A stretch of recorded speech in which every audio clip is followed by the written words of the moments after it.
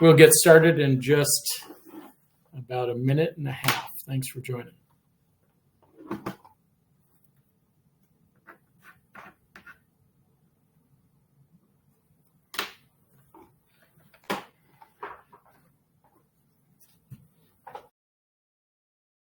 Lunch and Learn, Executive Lunch and Learn on employee needs, engagement recognitions, and AI hacks.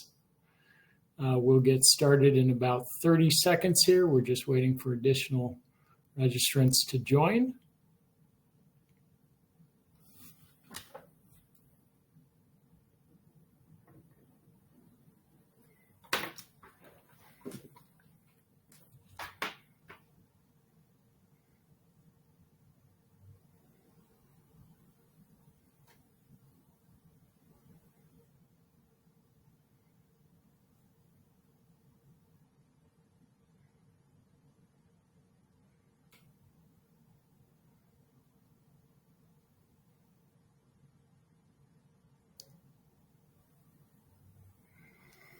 All right, welcome everyone.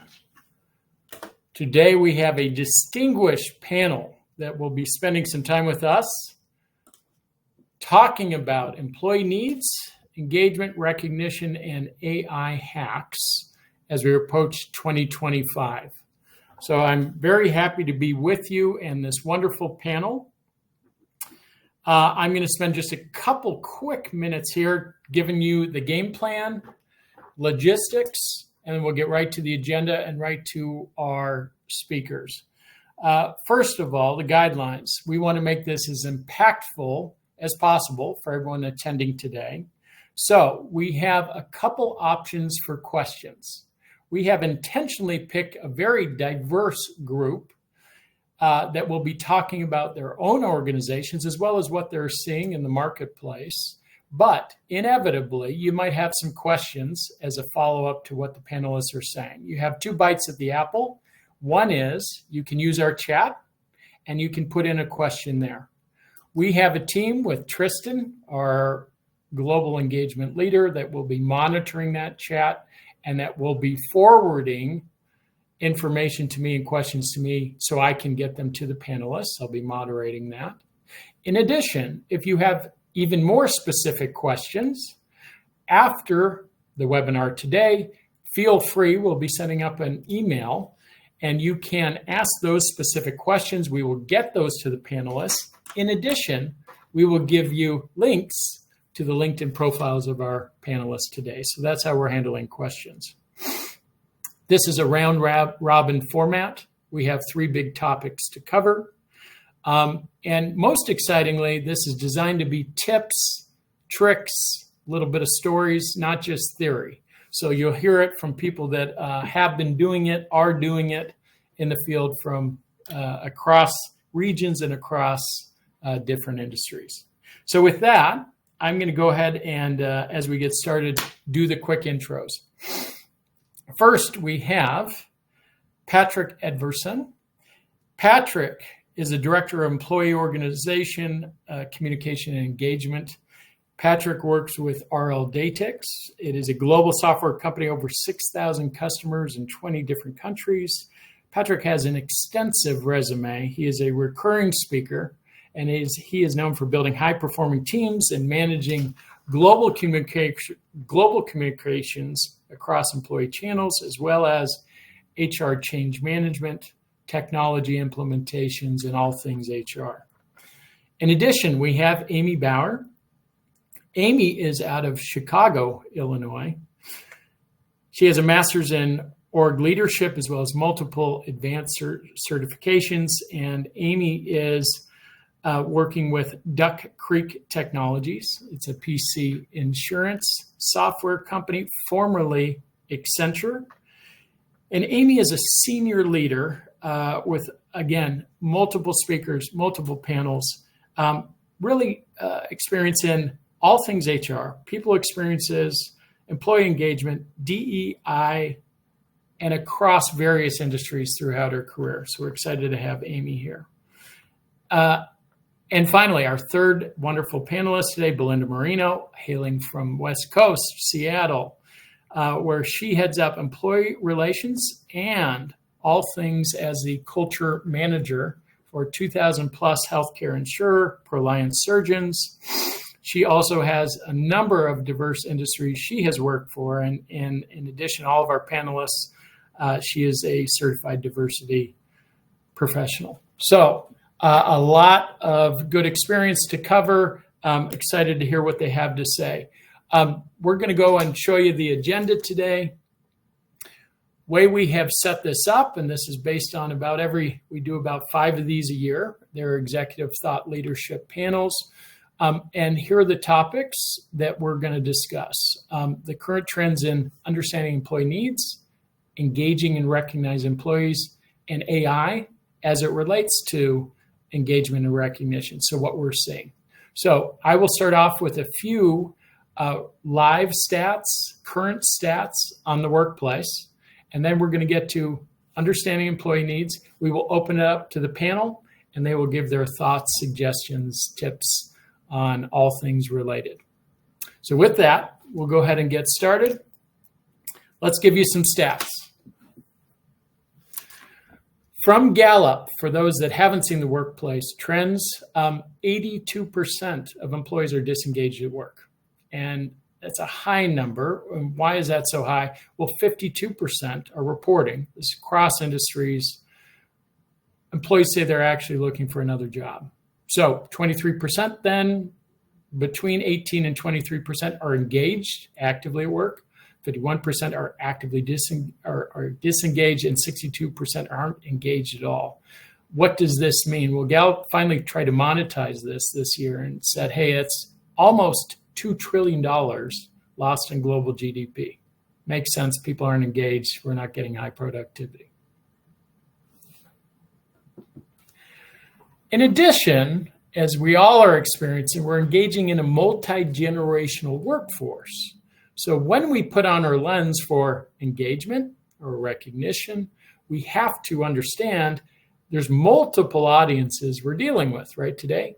So this is from Towers Perwin and World at Work. What are some thoughts? Well, we're seeing a few different trends, and the trends are regular check-ins and communication loops, different ways to get that communication from the different generations, also different geographies, right? And different functional groups. The other thing we're seeing is, hey, try to skip the stereotypes, right? A millennial, a Gen Z, they're not going to pay attention, or we got a boomer over here. It's very dependent. So we need to be aware that we've got some stereotypes out there and work through those. Third big one is inclusive benefits, and we'll get to inclusion today, but thinking about the different levels of workforce. And finally, being a leader for all, which says, hey, each generation has different wants and different things from its leaders. So as long as we're cognizant of that, then we can help with that employee engagement. We do have 88% of Gen Z workers, 79% of millennials feel excluded at work, based on several different polls, Gallup and Towers Perwin. But there's always a silver lining, and that's why we're here. There's a greater sense of belonging when colleagues check in on folks that are early career or in that second phase into the millennial phase. Okay, third steps. Companies believe they're engaging employees. So if we were all sitting around the room, right, and said, hey, put your hand up. Who of you are engaging your employees, recognizing your employees? 95% of people would say, hey, we are, and certainly business executives will say, hey, our people are most important and we really take this serious and we engage employees. But let's peel back that onion. If you ask the employees, especially frontline employees, hey, have you received recognition? And they say no. So there's a disconnect in what maybe some of our executives are feeling, or some of our senior leaders, and what actually is occurring, or at least the perception of what's occurring down in the front lines. So those are current stats. This presentation, by the way, is made available to anyone who is registered, and we're happy to send that out afterwards. And with that, let's get to the Meat and potatoes today. All right. First of our 3 bullets here. Understanding employee needs. Right? Now, we're going to lean on the Edvardsson company. They came up with a great chart. This is very busy, so I'll highlight the findings. What matters most to employees today? Trust, transparency, inclusion, and caring. Those were the 3 things that have bubbled up. Pre-COVID, this was occurring. Post-COVID, even more pronounced. Trust in a company, mission and purpose, transparency. In addition, a supportive workplace, inclusion, belonging, appreciation. And then we see this career growth, well-being, and purposeful work. So we're seeing more and more of that. And it's important to be in tune with that because whether it's generational or cultural or geography or function, it's important to find out what is motivating and making people tick today. So with that, we're going to move to the panel. And I'm going to start with Patrik. You're first on the list. We'll go round robin from Patrik to Amy to Belinda. What are you seeing out there in terms of trying to assess employee needs? What are you doing or what are you seeing in the marketplace? Yeah, it's a good question. And I think I agreed with a lot of those purple boxes in that chart. One of the things I was thinking about when I was preparing was I saw that the new Edelman Trust Barometer recently came out, which is a global study on trust in institutions, in the media, in companies. And it's, for a couple of years now, it's sort of shown a decline in trust. People are losing trust in governments, in political parties, and in business as well. That has to do with a lot of the external factors that are happening, conflict, polarizing elections in many countries and everything else. That just creates quite a lot of stress that I think is impacting people at work. I think one of those boxes that was mentioned, that chart, was around transparency. And for me, that's a really,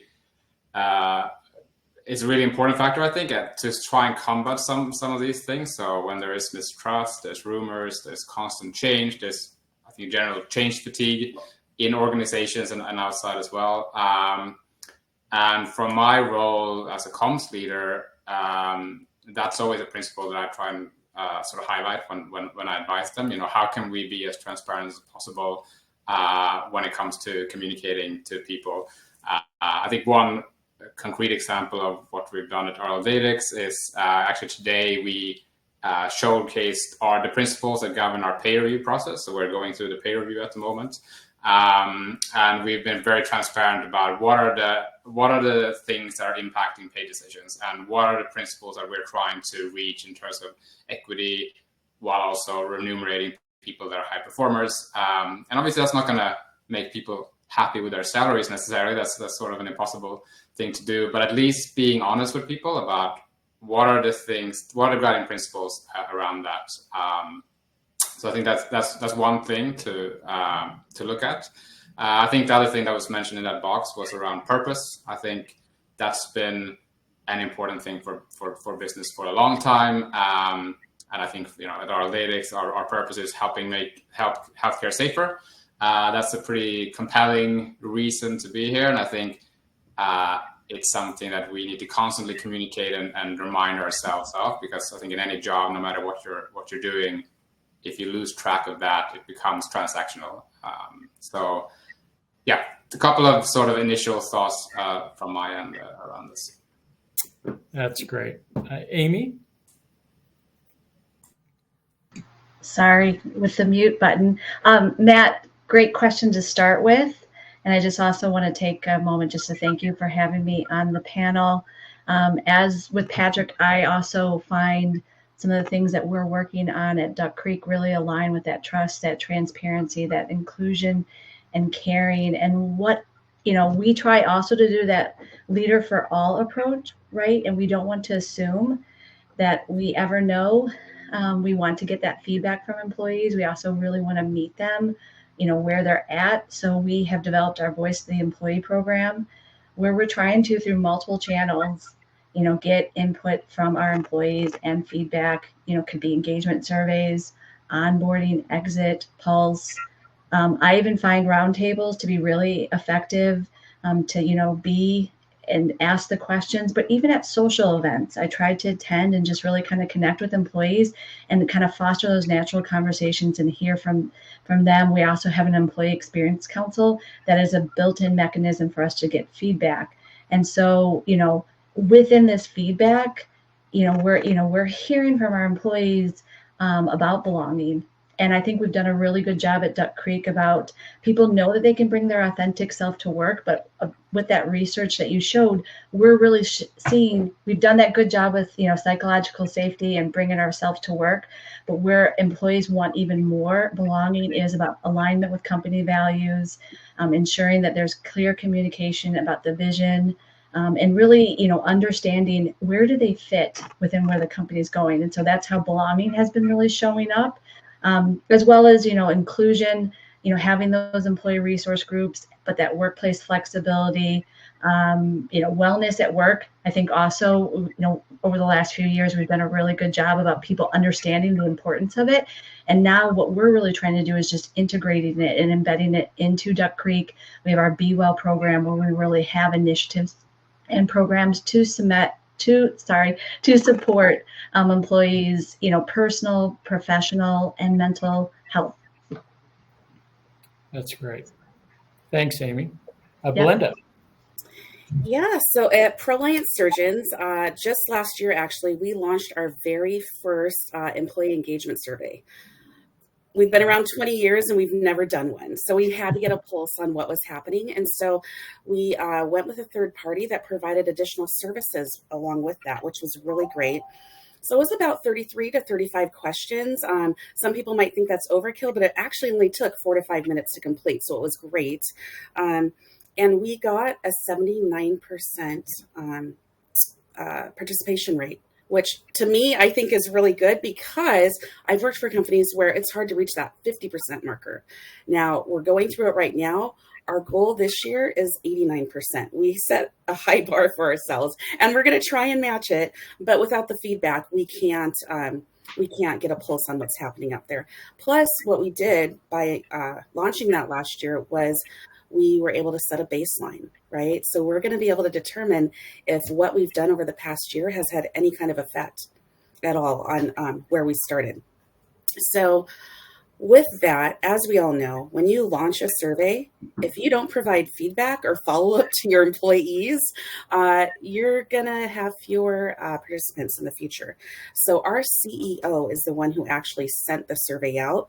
People tend to complain about 300 emails a day and our inbox gets filled up. But when it comes from the CEO, people kind of perk up and pay attention, especially when he's asking you to participate.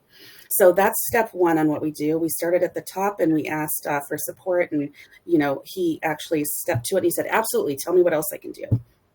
The next thing we did was after the survey, he sent a high-level follow-up out to the entire staff. That's 2,000 people, docs, leaders, mid-level managers, and frontline employees. And he gave a very high level with percentages and where we were standing as a company, as a whole, what our mission was to move forward over the next year, and then provided instruction to leaders to follow up with their direct reports. And so what came next was direct supervisors and managers following up with their team. The platform we used actually provided action planning step by step. So we have seasoned managers and leaders, and then we have brand new leaders that it's their first time stepping into these roles. And it provided the guideline for them to call their staff together, provide the results, action plan together, which was collaboration, team building, transparency, trust, and they developed the plan together, each individual department and team, on how to move forward on the places where they might have scored lower, like with engagement, belonging, being able to show up to work and be their authentic self. So we're going through it right now, and so it's exciting times for us. The other thing that we do is, for the inclusion and belonging piece, of course, we have a hotline. People can reach out to their employee relations person, which happens to be myself. But I've added something to my title unofficially, which was employee listener. So I am here to listen. I can't always fit everybody in the day they reach out, but we will schedule a call. I can give you at least 15 minutes. And that's my motto. Open door. We're virtual in a virtual world, but I can give everybody 15 minutes eventually, right? And we coordinate schedules. So we're just really trying to make it apparent that we are there to build on our relaunched mission, vision, and values is something else I wanted to cover really quick. This year, we relaunched our values, which spells CARES, which is perfect because we're in healthcare. So the C stands for care, A is accountability, R is for respect, E is for equity. We actually got equity built into our values, which was huge for us. We didn't think we'd be able to do it. And stewardship, meaning we need everyone to own their role, own your position. We need you to own Proliance surgeons.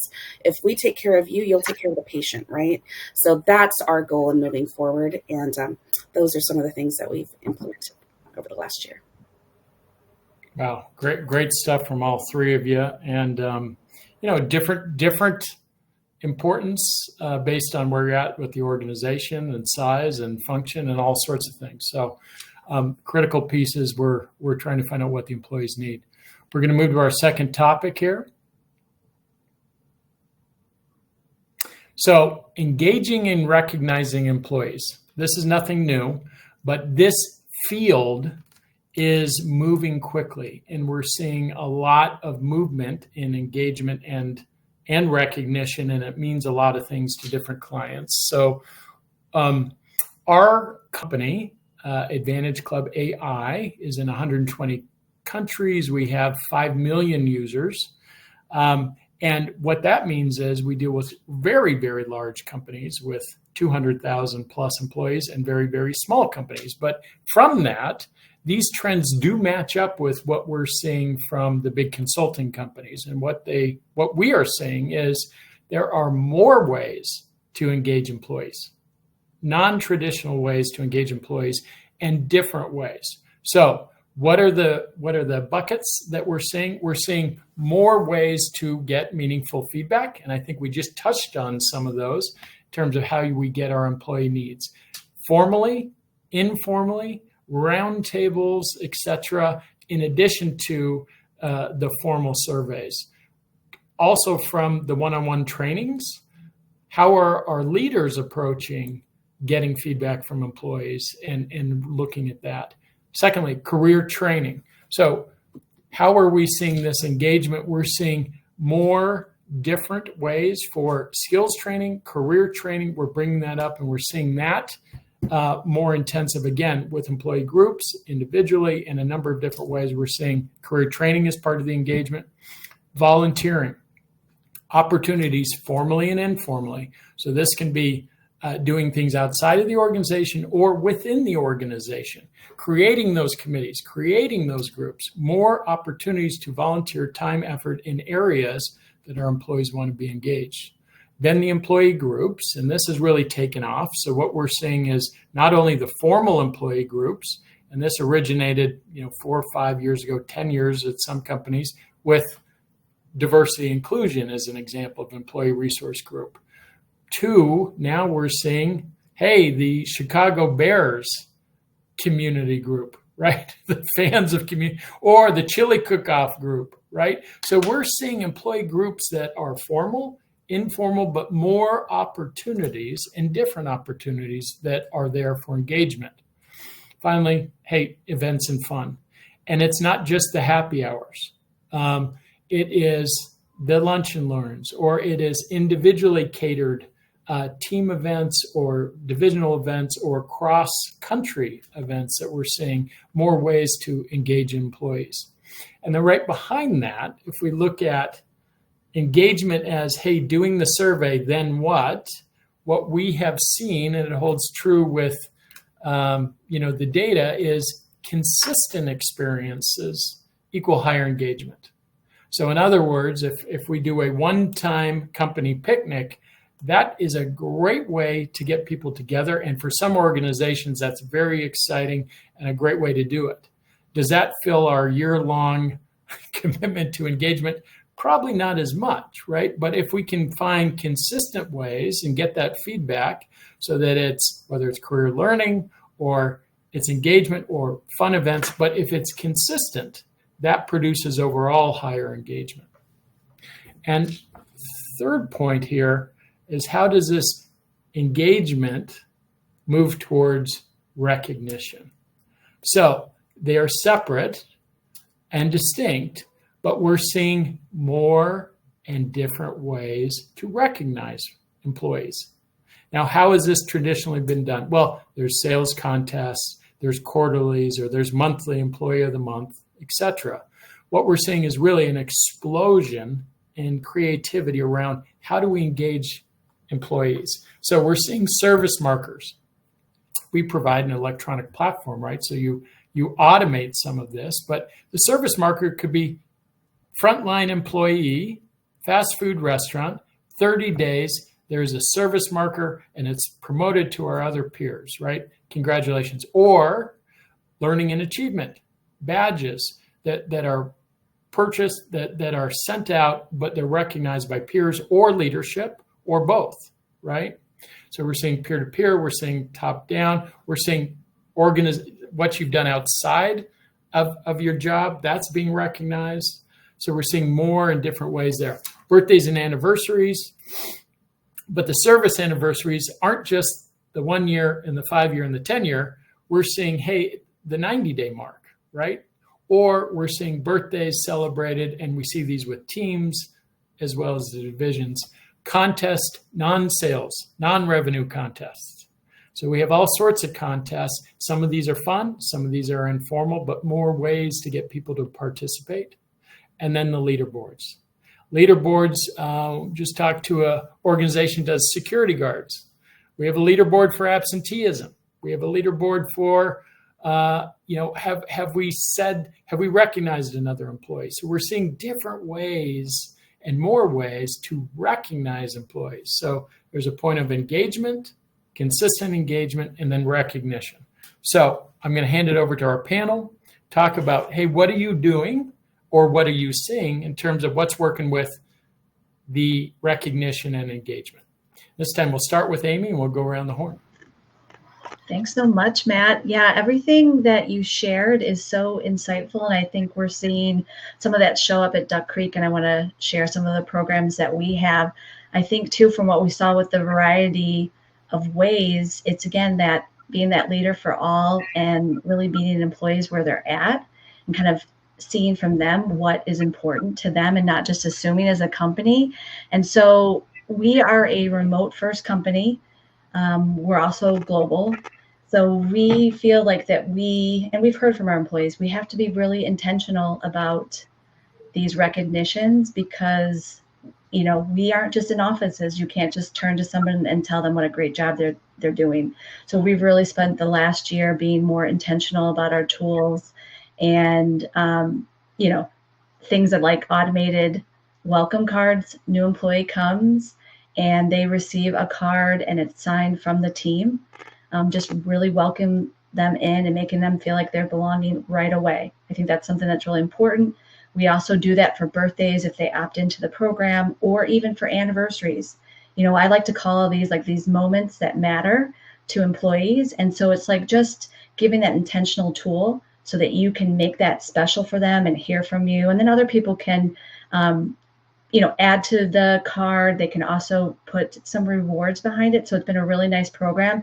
And I think too, then, what we're trying to also empower our leaders is what are other moments that matter, that make sense to use this tool and to be intentional about with our employees.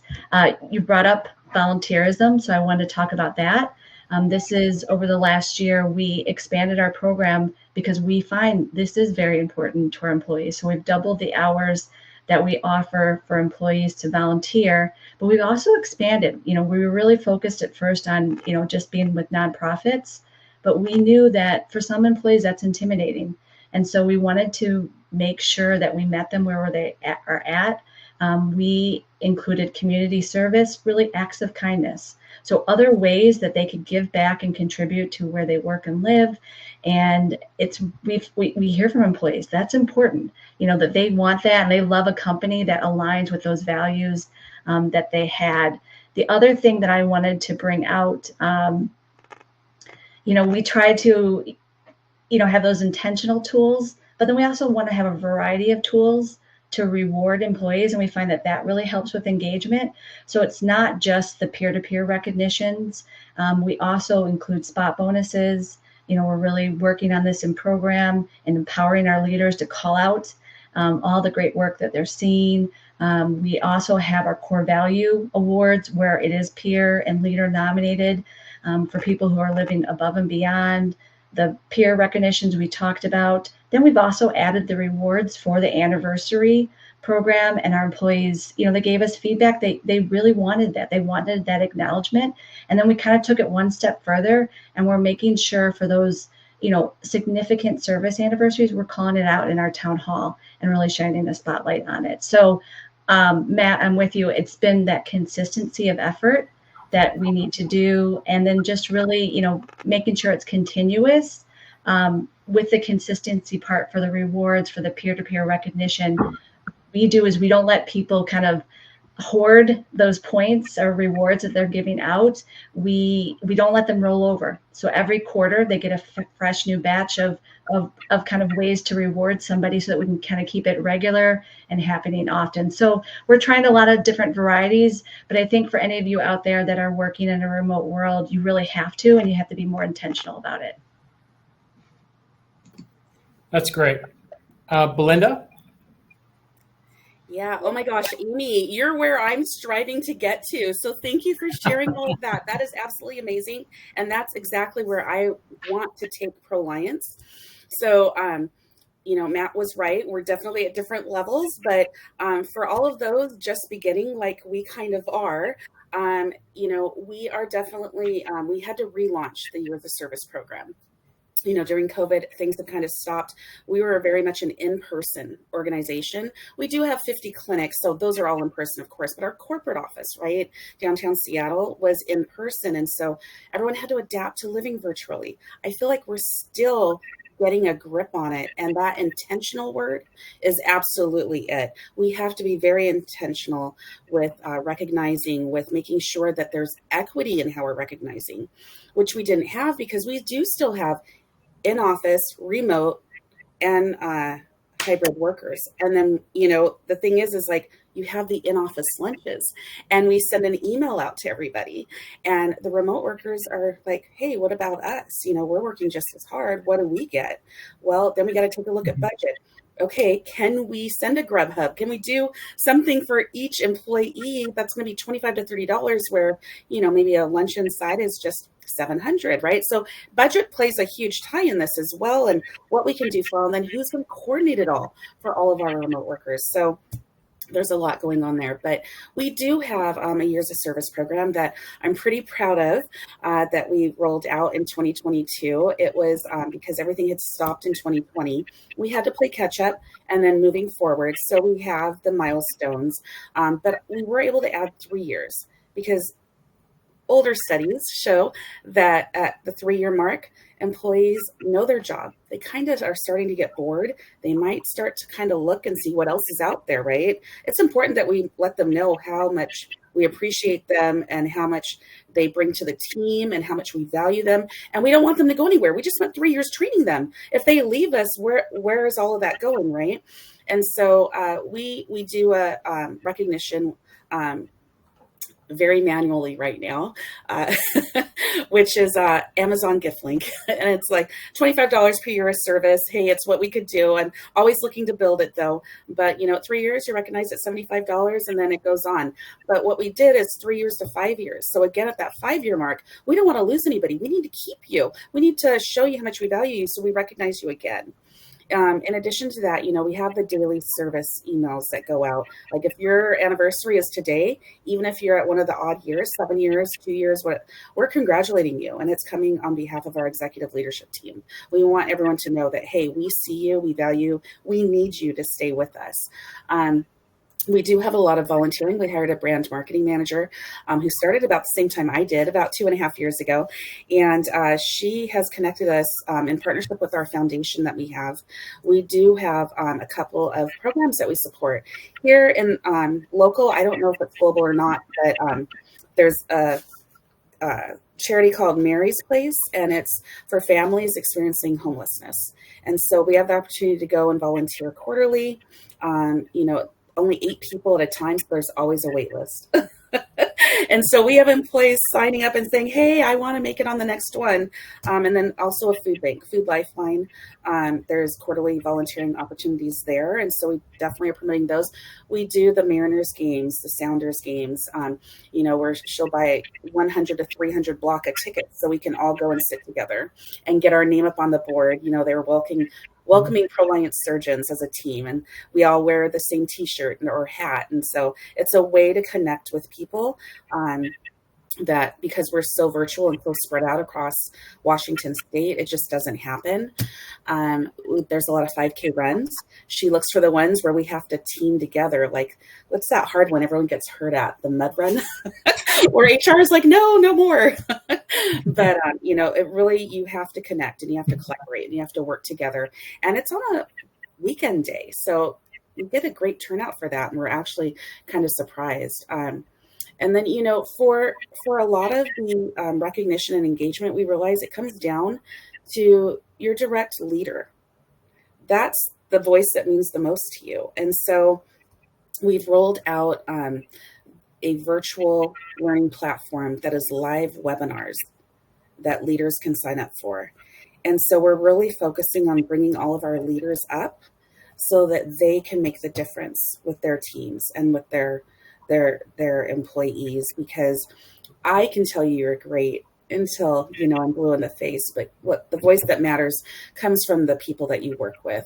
And so with that, we do have a peer-to-peer recognition. There's no rewards attached to it yet, but we're getting a really great response so far where people are recognizing their peers, and there's the weekly send out. And at the end of the month, everybody gets kind of thrown into a fishbowl, and there's a couple of winners drawn. But we're doing some great things that are a little, what I would call old school right now. But Amy, that's where we're hoping to get to, where you guys are at. So thanks for sharing all of that information too. That's great. Thanks, Patrik. Yeah, I think would also echo Amy's point of being intentional. I think that's really key. We have similar sort of tool, as you mentioned, where a platform where you can recognize colleagues and you get new credits every 3 months, and that's a great tool. We're a global organization. A lot of our colleagues are remote, and I can tell myself, when you have sort of younger generation coming on board, I think a lot of it, they require a lot more feedback, and part of that is cultural, I think, and part of it is the fact that when we're remote, it's just a lot more difficult to do it in a consistent basis. You don't see people. You can't just get your team around the room and talk about how something went. So you need to be really intentional, as she said, and just make sure it becomes part of culture. And I think where we are is educating leaders on how to do that, remembering that, making sure they realize the importance, and because I think what good team leadership and leadership in general looks like in a sort of hybrid remote world is quite different. And I think, I was thinking about the slide you showed at the start where you sort of asked, senior leaders how engaged people are, and comparing it to employees. And I think that rings really true to me. And when a lot of our senior leaders in other organizations, they really want people back into the office, for example, and they don't feel like people are maybe putting in the same amount of work or achieving the same results one at home. And you have employees feeling that they're completely overworked, completely overwhelmed, that they don't feel recognized by their leaders. So there is like a very clear disconnect. And I think my role in that is always showing the data, looking at employee engagement surveys, looking at feedback from our town halls, and really sort of illustrating that difference and making sure that that's addressed. So in our town hall, we have global town halls every quarter. We always have a recognition section. I don't know if somebody mentioned, but I think it's important not to only recognize sales. Sales is easy to recognize because it's metric based. So you can always look at a dashboard and say, these salespeople are great. But I mean, we, for example, had a whole development team that responded really well to the CrowdStrike outage that happened. A lot of our customers were really happy with how we communicated with them and how quickly we got back the systems live. So we talked about that.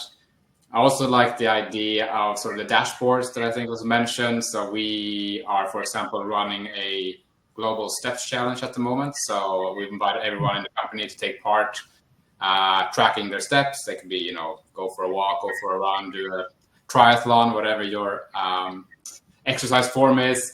And just using that to create both stories about people. We are, as a comms team, looking at, okay, this person is way ahead of everyone else after 1 week. Okay, let's just speak to this person. What are they doing? Because I think in general, just from a profiling employees is a really effective way to increase engagement as well. Because one of the things that the Edelman's trust barometer actually showed is people's trust in leadership and politicians might be declining, but people have a high degree of trust in peers. So obviously, like you can do peer recognition, but it's also like showing people internally that you have people doing great things. That can be volunteering for a great organization. It can be doing great things with AI that I think we'll get into later. But just sort of having that employee voice and recognizing, employees internally as well, and not only doing like the leadership updates and the more sort of strategic things. So those are a couple of things. I completely agree with the thing about communities. We need to create we have an intranet where we are building communities, and it's interesting to see what communities work. We have a pet set RLDatix community, which is probably the most engaged with community, and just people sharing photos of their pets. And obviously no real connection to the business, but it creates connection between people, and fundamentally, culture is built on connection. And I would say don't be afraid of doing things that have nothing to do with your work, because you need to sort of provide a space for that as well, to create that glue, which is much harder when you're not in one office.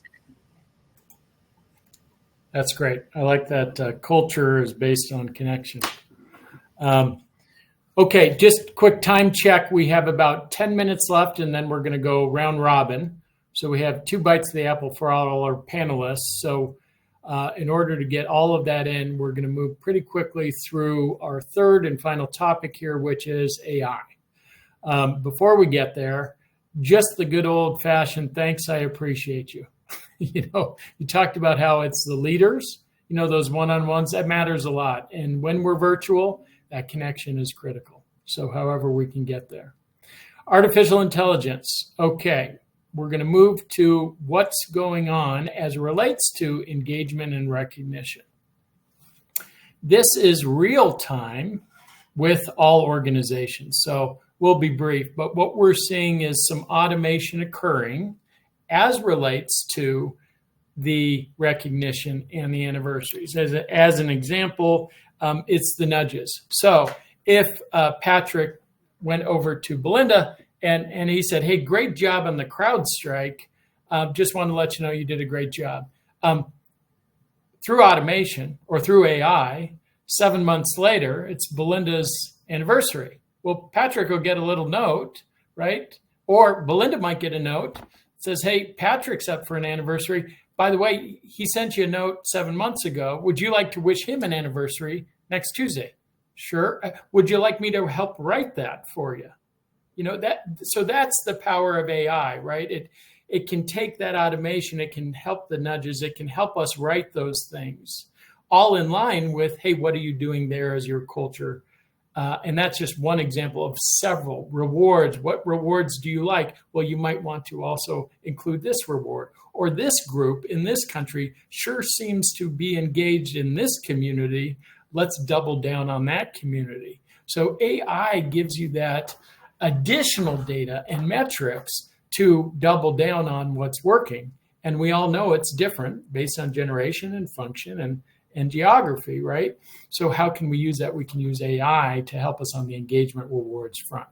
So with that, next slide, we're going to just wrap this up. In addition, why are we doing this? And then we'll give our panelists a chance to talk about AI.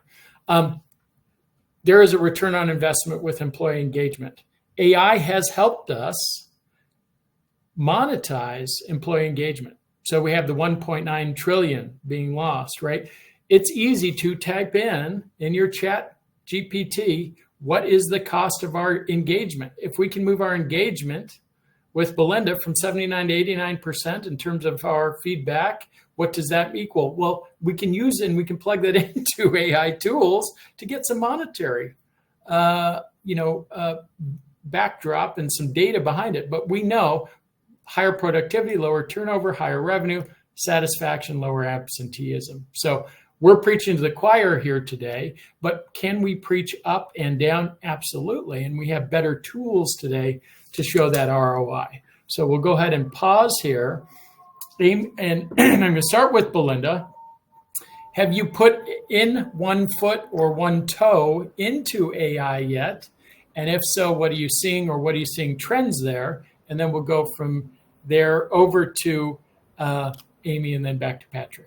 So Belinda, all things AI HR. You got it. You got it. So again, we are barely scratching the surface. We are just beginning. So yes, I've put a toe into AI, and that happens to be like Employee Appreciation Day or week, right? That's that first week in March. We have Customer Service Week coming up. The first week in October. And so I will type into Chat GPT and just say, how do I recognize employees, or what email do I send? And then I make it my own, right? So that little stuff is, what we're doing. We have a few other departments that are dabbling with how to make that department more profitable or easier, where we're struggling with staffing and all of that. But with employee recognition, not yet. And it's killing me because I so want to leap forward and do, what Amy's doing and the results that Patrik is seeing and, what they're able to provide. We will get there because I'm not giving up. But, I want to call out that 62% not engaged at all. One of the first slides that you shared. That rings loud for me because I also handle more difficult, like say leaves of absences, right? And so what happens when employees aren't engaged and, they're just not caring, or they're quiet quitting, or they're doing whatever else they're doing, is they're applying for leaves of absences, and that really affects. So the ROI that we can show by being engaged, and I love the word nudges because it's a very unassuming word, and I think it's an easy word to use, but our leaders are overworked, they're overstressed, they're in charge of a lot, they've got more on their plates than they ever did before. Any help, any resources we can provide the leaders of our employees is only going to have a direct effect on our ROI. So those nudges, it's not that people don't want to recognize people or don't want to give them time or send that, congratulations, happy birthday, happy anniversary, whatever it is. It's because there's 300 emails, there's a lot going on, and they need that little nudge, that little reminder that, hey, Amy has a birthday coming up. Do you want to wish her a happy birthday, or whatever it might be? And when you get that, you're like, oh, I can do that really quick, right? And I happen to see your platform, so I know it's as easy as clicking on one button. I think that's absolutely amazing. But any help we can provide our leaders, I think, is the key to it moving forward, and is going to help with that bottom line. Great. Amy? Yeah, thanks, Matt. Along with Belinda, our team, first stop that we do is immediately use ChatGPT or some other version of it to get ideation. It's helped with brainstorming. If you aren't using it, this has been just a game changer for us in terms of time that it would take us to get programs up and running. And really, like Belinda said, you make it your own, but you no longer have that fear of that blank page. It right away gives you a jumping off point. But the thing I'm going to be focusing on this year, and it's really using that AI to think about the future of work and to think about and understand employee experience at Duck Creek and gain insights into well-being, engagement, and productivity, like all the things that we're talking about. There's this book I love by Lisa Bodal about simplicity and keeping things simple. And she has a point in there that culture is the work.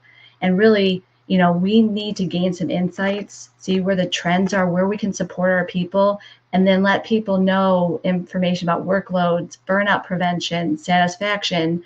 And it's really going to help us with engagement and everything that we're talking about today. So that's really where I'm going to be focusing on this next year. That's great, Amy. And just real quickly, as we get to Patrik, for time's sake, we do have a lot of questions. As promised, we will be doing a follow-up. And so as one of those follow-ups, Lisa, I might go back to your book recommendation, and we'll use that as part of our show notes. Okay? Patrik, AI. Yeah, I think Belinda's point around leaders being really stretched, I think is true. So I think, the opportunity of these sort of nudges, and maybe also, I talked with an HR colleague earlier today about this, and asking, what are we doing? And one of the things she was raising is like, leaders, we have all these dashboards of performance that we use for, for reviews and all of that stuff. That's a lot of data points for a leader to sort of try and digest. And I think AI tools can potentially help sort of summarize that and turn it into a narrative that you can then use for, more meaningful conversations. So there's opportunities to sort of mine data. So it's not something we're doing at the moment, but I think that's an opportunity. Otherwise, I think the other aspect of AI is just trying to educate people on how to use it in a responsible way internally. I think we're all, I also use ChatGPT for ideation and first drafts, and you don't have that the first draft blank page issue that some people face. That sort of, you don't have to deal with that anymore, which is obviously is helpful.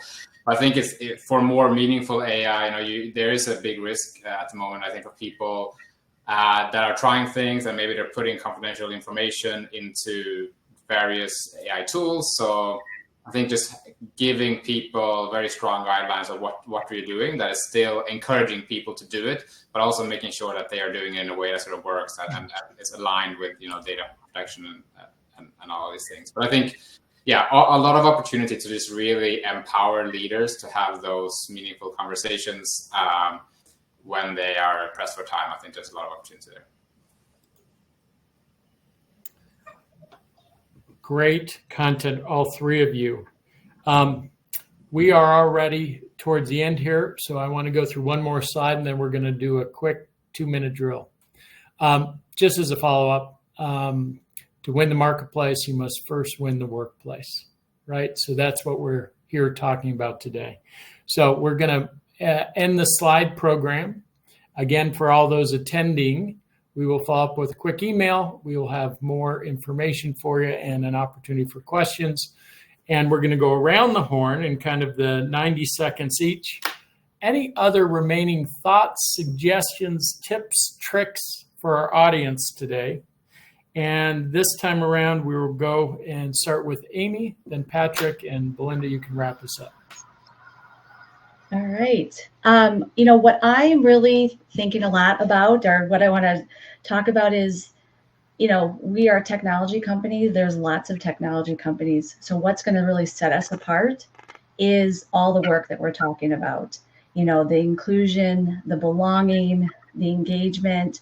And I've seen, millennials and Gen Zs, not to make to group them all in one, but that's not a nice to have. It's a need to have. And so I think the companies that are going to stay around and who continue to involve in this area are really going to be the winners. And so, just want to say that, the future of work is flexible, inclusive, and driven by purpose. And I think all of us, where we can align with those things, are really going to do well. Just like you said, to win in the marketplace, we got to win in the workplace. And it's just about listening, learning, leading with empathy, and, shape the company's future, and really define what a thriving workforce looks like in 2024. That's great. Okay, Patrik.